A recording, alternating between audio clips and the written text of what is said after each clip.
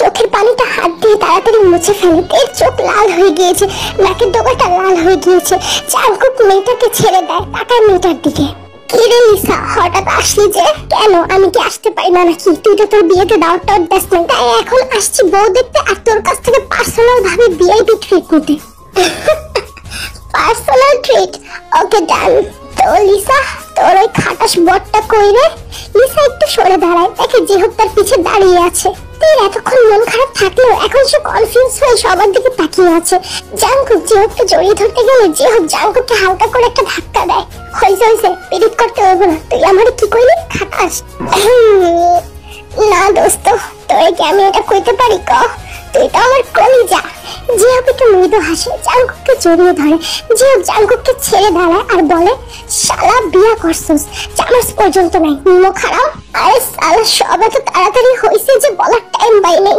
হইছে হইছে, সব তোর বাহানা। আমি আরে আঙ্কেলের ফোন না দিলে তো জানতেই পারতাম না। ওহ, আই সি, আব্বা তোরে কইছে। জি, একদম ঠিক বুঝছেন। আমি আর লিসা আইসি, কয়দিন এখানে থাকবো, তোর গ্রামটা ঘুরে দেখবো, তুই দেখাবি শালা। আচ্ছা ঠিক আছে। তখনই জাঙ্কুক খেয়াল করে লিসার পাশে একটা মেয়ে দাঁড়িয়ে আছে। জাঙ্কুক লিসার দিকে তাকায়, এরপর জিজ্ঞেস করে, কে রে লিসা, ওই পিচ্চি মাইয়াটা কে রে? আরে তুই চিনস নাই, আমার বোন জেনি। আরে বাবা জেনি, তুই দেখি অনেক বড় হয়ে গিয়েছিস। জেনি জাঙ্কুকের দিকে তাকিয়ে একটু লাজুক হাসে। ও অনেক কান্নাকাটি করছিল, আমাদের সাথে আসবে, তাই নিয়ে এসেছি। আরে কোনো ব্যাপার না। জিমিন ভাবি, বলি জাঙ্কুক জিমিনের তের দিকে তাকায়। জাঙ্কুক খেয়াল করে তের চোখ দুটো লাল, নাকের ডগাটা লাল হয়ে আছে। জাঙ্কুক তাকায় তের দিকে। পর মুহূর্তে জাঙ্কুকের মস্তিষ্ক নাড়া দিয়ে ওঠে অসহ্য ব্যথায়। মনের মধ্যে কেমন যেন অশান্তি নামক অনুভূতির সৃষ্টি হয়। মেয়েটা কি সে লিসাকে জড়িয়ে ধরেছে, সেজন্য কান্না করেছে? বাটার বল, তুই কি করছিস? তোর ছোট ছোট বিষয় আমাকে তোর প্রতি দুর্বল করছে। তুই কি লিসাকে নিয়ে জেলাস? জাঙ্কুক মনে মনে এইসব ভাবছিল। অনেক বেশি স্যাটিসফ্যাকশন ফিল হচ্ছে তার, তেকে তার প্রতি এতটা ওভার প্রোটেক্টিভ আর জেলাস হতে দেখে। জাঙ্কুক তেকে খুব সহজে বুঝতে পারে তের মন পড়া তার কাছে কোনো বিষয় না। তের নাক মুখ চোখের আভা দেখে সে বুঝতে পেরেছে সে পছন্দ করেনি লিসা যেভাবে তাকে জড়িয়ে ধরেছে। জাঙ্কুক তের চোখে মুখের দিকে তাকিয়ে একটু হাসে।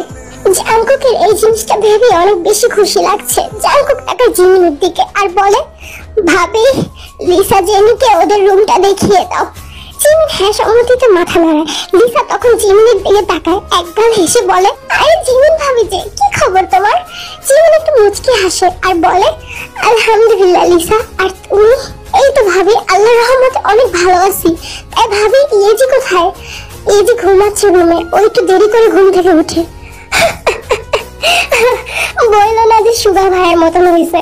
লিসা বলি, তোর আমাকে দেখে মনে হয় আমি এত ঘুমাই? জিমিন তখন একটু ভেঙচি কেটে বলে, হ্যাঁ তোমার সুগা ভাইয়ের মতনই হয়েছে, একবার ঘুমালে উঠে না সহজে। বলে জিমিন লিসা আর জেনিকে নিয়ে উপরে চলে যায়। জাঙ্কুক জিহুক লিসা হচ্ছে কলেজ থেকে ফ্রেন্ড। জিহুক আর লিসা শহরে থাকে। জাঙ্কুক শহরে থেকে তার পড়াশোনা শেষ করেছে। নামজুন সাহেব তার দুই ছেলেকে শহরে পড়ালেখা করিয়েছেন। জিহুক আর লিসা কলেজ কাল থেকে একে অপরকে ভালোবাসে। পড়াশোনা শেষ করে জিহুক প্রতিষ্ঠিত হয়ে লিসাকে বিয়ে করে। বরাবরই জাঙ্কুক আর জাঙ্কুকের পরিবারকে জিহুক আর লিসা নিজেদের পরিবারের মতন মনে করে। জাঙ্কুক আর তার পরিবার লিসা আর জিহুককে অনেক বেশি স্নেহ আর ভালোবাসে। কিরে জিহুক, কি খবর তোর? আলহামদুলিল্লাহ ভাই, আপনি কেমন আছেন? জি আলহামদুলিল্লাহ, আমিও ভালো আছি। বস, একসাথে নাস্তা করি। জি ভাই, এমনিও অনেক সকালে ভোরের দিকে রওনা দিয়েছি, আমার তো অনেক ক্ষুধা লাগছে। বেহায়া গলা আমার কষ্ট। বেহায়া কিসে? জাঙ্কুক।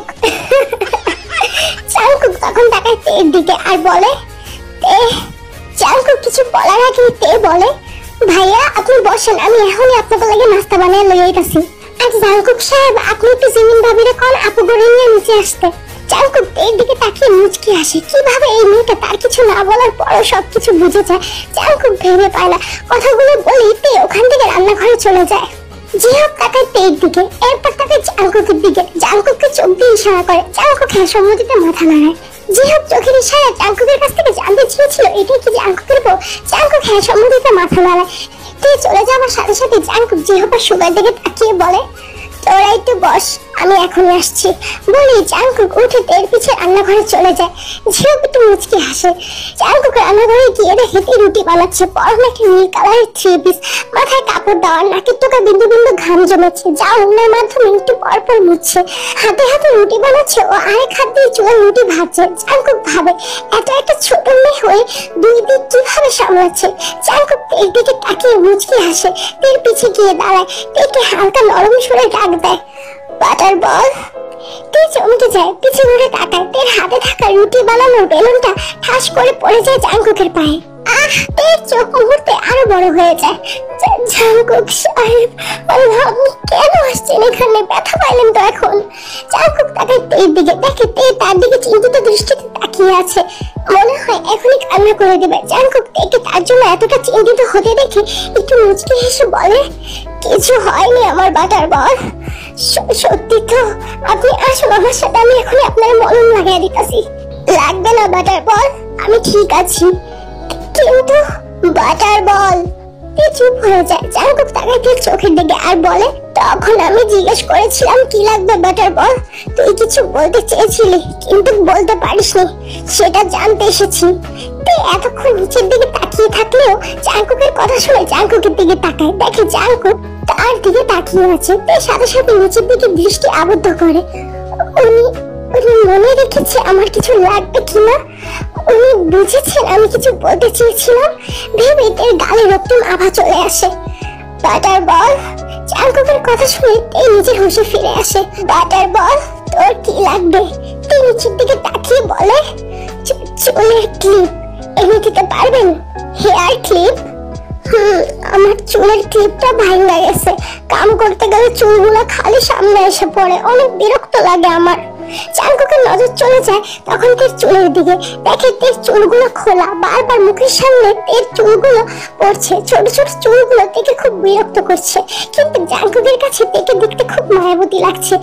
তে বারবার হাত দিয়ে চুলগুলোকে সরিয়ে দিচ্ছে। জাংকুক তাকায় তের দিকে, এরপর বলে, ঠিক আছে, আমি কয়টা রাবার ব্যান্ড আর হেয়ার ক্লিপ নিয়ে আসবো নি বাটার বল। তখনই জাংকুক আর তের নাকে কিছু পোড়া গন্ধ আসে। তের চোখ বড় হয়ে যায়, পিছে ঘুরে তাকায়। চুলার তাওয়ার উপর যে রুটিটা ছিল পুরো কালো হয়ে গিয়েছে।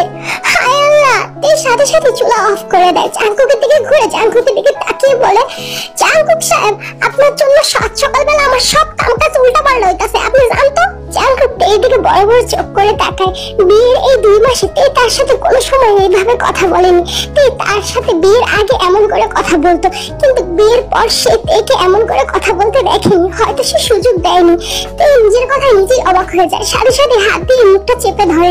জাংকুকের দিকে বড় বড় চোখ করে তাকায়। জাংকুক তের দিকে তাকায়, তেকে এমন ভাবে বড় বড় চোখ করে তাকাতে দেখে জাংকুকের মনে মনে হাসি পাচ্ছে। সে হাসিটা চেপে ধরে রাখতে পারলো না, সাথে সাথে অট্ট হাসিতে ফেটে পড়ে। জাংকুকের দিকে সে ভেবেছে জাংকুক হয়তো তার সাথে রাগ করবে, কিন্তু জাংকুক তো হাসছে। এটা যেমন তেমন হাসি না, কি ভয়ঙ্কর হাসি, যে হাসিতে তেকে পাগল করে দেয়, মুগ্ধ করে দেয় এই পুরুষটার প্রেমে নতুন করে পড়ার জন্য। তে তাকায় জাংকুকের সে মায়াবী মুখখানার দিকে। তাকে দেখলে কি কেউ বলতে পারবে যে তার বয়স 31 বছর? তাকে দেখতে এখন তের চোখে একদম একটা বাচ্চা লাগছে। জাংকুকের দিকে তাকিয়ে তে একটু মৃদু হাসে। জাংকুক হাসতে হাসতে তাকায় তের দিকে, দেখে তে তার দিকে তাকিয়ে মুচকি মুচকি হাসছে। জাংকুক নিজের অবস্থান বুঝতে পেরে সাথে সাথে নিজের হাসিটা থামিয়ে তের দিকে তাকিয়ে বলে, বাটার বল, আমার দিকে না তাকিয়ে মন দিয়ে কাজ কর, না হলে জিহু পারলিসা খাবারের অভাবে তোর স্বামীর চুল ছিঁড়ে ফেলবে। তুই কি সেটা চাস নাকি? হাসি থেমে যায়, জাংকুকের দিকে তাকিয়ে থাকে। জাংকুক তাকে এটা কি বললো? জাংকুক নিজেকে তার স্বামী হিসাবে সম্বোধন করলো। তার কান দিয়ে এখন যেন ধোঁয়া বের হচ্ছে, গাল দুটো লাল হয়ে যায়। তার সাথে সাথে পিছে ঘুরে নিজের কাজ করতে শুরু করে। সে জাংকুককে নিজের লজ্জামাখা মুখটা দেখাতে চায় না, তাই তো নিজের লজ্জামাখা মুখটা জাংকুকের কাছ থেকে আড়াল করে ফেলে।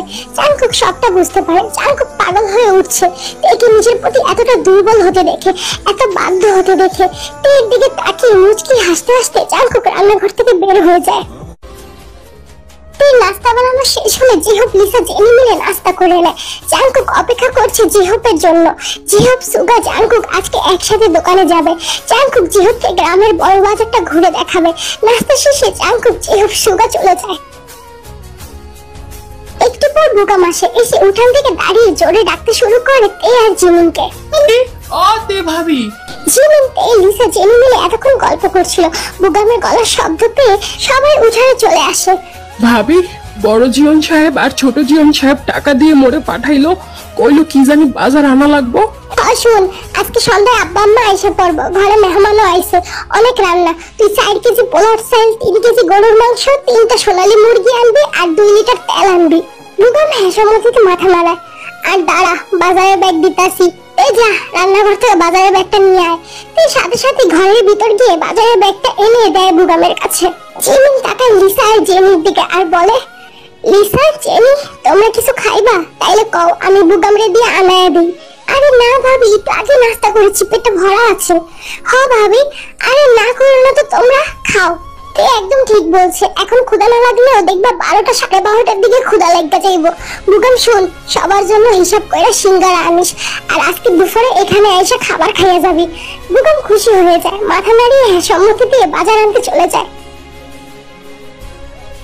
মাটি চুলার সামনে বসে আছে, গরুর মাংস রান্না করছে। বরাবরই তে ছোট হলেও রান্না বান্নায় খুব পারদর্শী।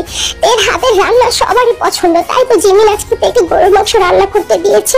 জিমিন এর পাশে উঠানে বসে মুরগি কাটছে, লিসাও হাতে হাতে সবজি কেটে দিচ্ছে। আজকে জিমিন আর তে মিলে সিদ্ধান্ত নিয়েছে তারা আজকে গরুর মাংস ভুনা, মুরগি রোস্ট আর পোলাও করবে, সাথে আজকে একটা সবজি ভাত ডাল করবে।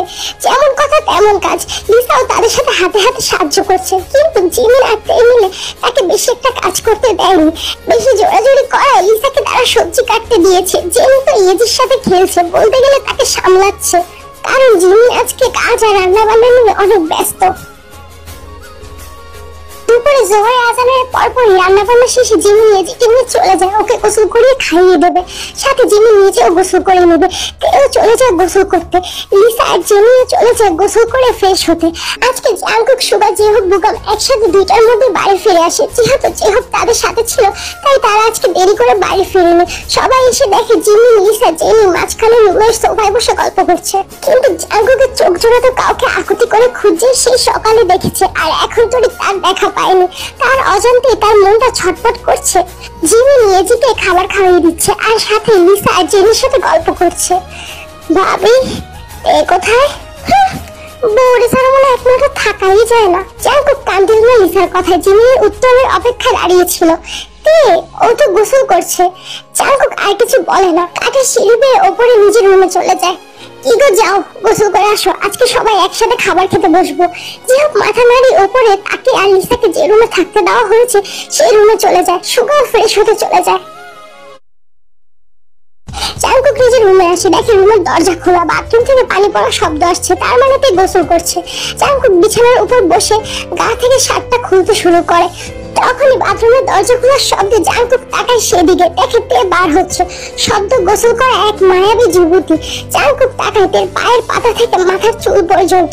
তে টাওয়াল দিয়ে তার হাঁটুর সমান চুলগুলো পেঁচিয়ে বড় একটা খোপা করেছে, সামনের দিক থেকে কিছু ছোট ছোট চুল পড়ে আছে। একটা জাম কালার সাদা মাটা 3 পিস পরেছে তে, চোখের পাপড়িগুলো ভেজা। জাংকুক তেকে খুঁটিয়ে খুঁটিয়ে দেখছে, কিন্তু জাংকুকের মস্তিষ্কে টনক নড়ে ওঠে যখন জাংকুক তেকে ওড়না ছাড়া দেখে। তার সামনে দৃশ্যমান, তে কোনো সময় তার সামনে ওড়না ছাড়া আসেনি। সবসময় জাংকুক যতক্ষণ রুমে রয়েছে তে ওড়না পরেছিল, ঘুমানোর সময়ও তে ওড়না নিয়ে ঘুমায়। তে স্থলের দিকে তাকিয়ে জাংকুকের নেশা ধরে যাচ্ছে। ওর এগুলা এত বড় কিভাবে হলো, আমি তো ধরিনি। পর মুহূর্তে জাংকুক ভাবে, বাটার বলের স্বাস্থ্য খুব ভালো, হয়তো তার শরীরের গঠন অনুযায়ী এগুলো বড় হয়ে গিয়েছে। জাংকুক এর দিকে তাকিয়ে এইসব ভাবছিল। বাটার বল, তোকে অন্য ছাড়া মারাত্মক লাগে, মন চায় 2টা 2 নিয়ে। জাংকুক সাহেব, আপনি? তে এতক্ষণ জাংকুককে দেখেনি, পিছু ঘুরে জাংকুককে দেখে তে তো অবাক হয়ে যায়, সাথে সাথে বিছানার উপর থেকে ওড়নাটা নিয়ে তার গায়ে জড়িয়ে নেয়। তে সবসময় গোসল করার সময় সালোয়ার কামিজ নিলে ওড়নাটা বাহিরে বিছানায় রেখে যায়। গোসল সেরে বার হয়ে এরপর ওড়না পরে।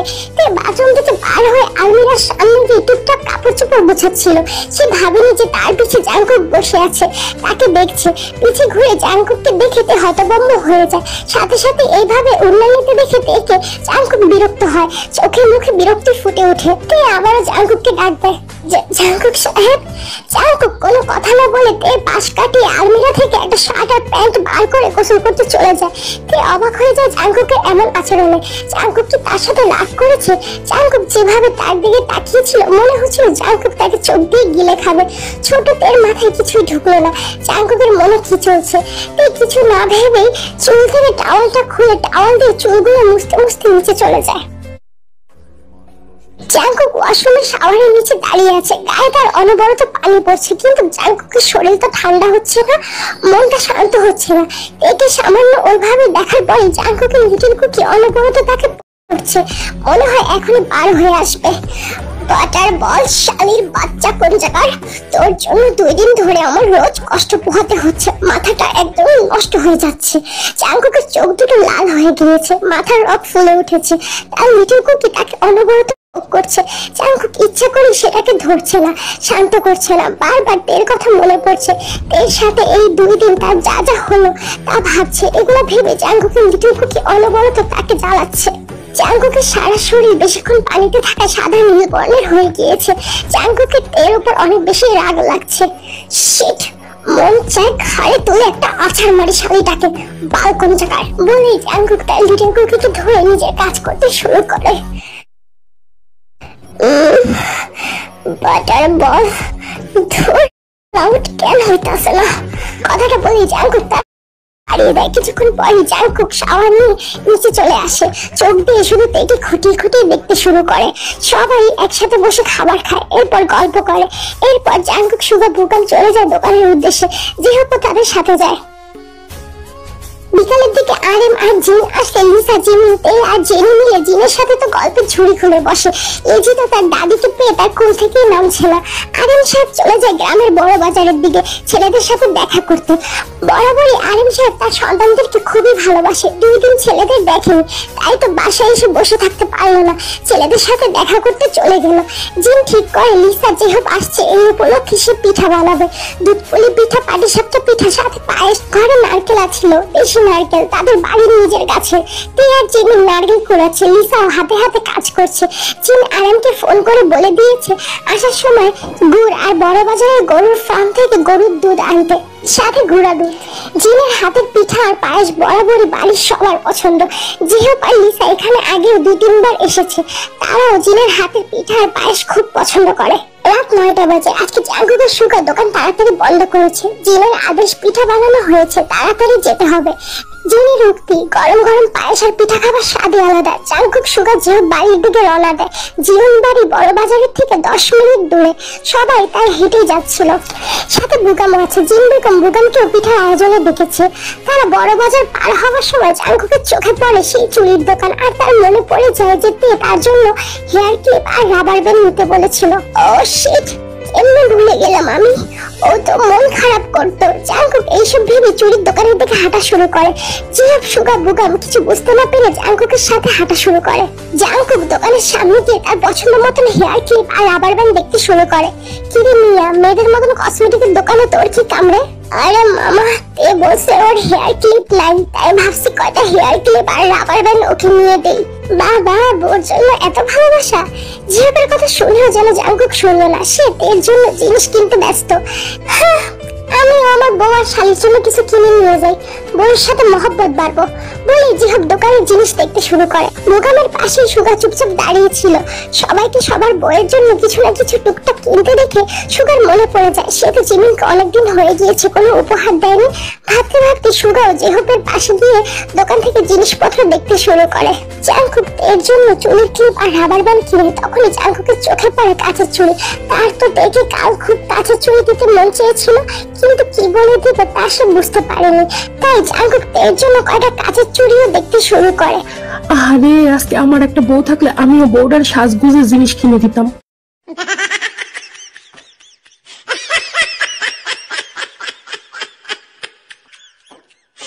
সবাই একসাথে মিলে খাবার খায়। এরপর পিঠা খেতে খেতে সবাই অনেকক্ষণ বসে গল্প করে।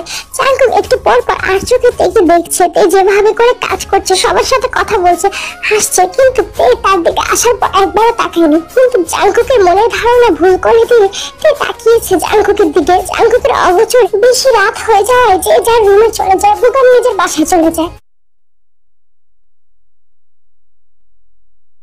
জাঙ্কুক বিছানায় বসে আছে, ফোন চালাচ্ছে। তে এখনো রুমে আসেনি। রাত্রে খাবার পর রান্নাঘরে থালাবাটি ধোয়া, রান্নাঘর গোছানো জিমিন আর তে একসাথে করছিল। জিমিন সব কাজ শেষ করে নিজের রুমে যায়, দেখে সুগা বিছানায় ইয়েজির সাথে খেলা করছে। জিমিন গিয়ে সুগার পাশে বসে। জিমিনকে দেখে সুগার সাথে সাথে পাশে থাকা টেবিল থেকে কাগজের প্যাকেটটা জিমিনের দিকে এগিয়ে দেয়। জিমিন অবাক চোখে তাকায় সুগার দিকে। সুগা চোখ দিয়ে ইশারা করে তাকে প্যাকেটটা খুলতে বলে। জিমিনও প্যাকেটটা খুলে দেখে সুগা তার জন্য একজোড়া কানের দুল ও হাতের জন্য কাঁচের চুড়ি এনেছে। জিমিন খুশি হয়ে যায়। সুগা বরাবরই খুব কম কথা বলে। সুগা নিজের অনুভূতি কাউকে বলে বোঝাতে পারে না, বরং নিজের ব্যবহার ও কাজের মাধ্যমে বুঝাতে ভালোবাসে। জিমিন জানে সুগা তাকে ভালোবাসে। সুগার কাজের মাধ্যমে সে বুঝতে পারে, যতই সে মুখে প্রকাশ না করুক। জিমিন সুগার দিকে তাকিয়ে দেখে তার দিকে সে তাকিয়ে আছে। জিমিন সুগাকে সাথে সাথে জড়িয়ে ধরে। সব কাজ শেষে তে নিজের রুমে আসে। জাঙ্কুক ফোন থেকে চোখ তুলে তাকায় তের দিকে, দেখে তে রুমে এসে ব্যস্ত হাতে বিছানায় থাকা কাপড় চোপড় ভাঁজ করে আলমারিতে রাখছে।